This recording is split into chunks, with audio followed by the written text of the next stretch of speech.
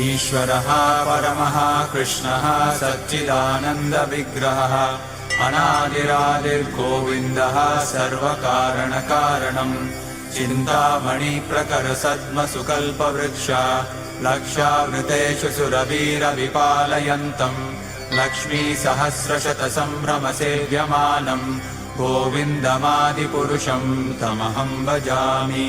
वेणुम् क्वणन्तमरविन्ददलायताक्षम् बर्हावतम् समसिताम्बुदसुन्दराङ्गम् कन्दर्पकोटिकमनीयविशेषशोभम् गोविन्दमादिपुरुषम् तमहम् भजामि।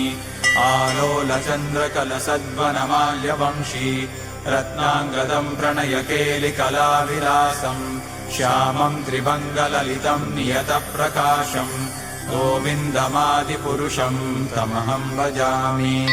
अङ्गानि यस्य सकलेन्द्रियवृत्तिमन्ति पश्यन्ति पान्ति कलयन्ति चिरम् जगन्ति आनन्दचिन्मयसदुज्ज्वलविग्रहस्य गोविन्दमादिपुरुषम् तमहम् भजामि।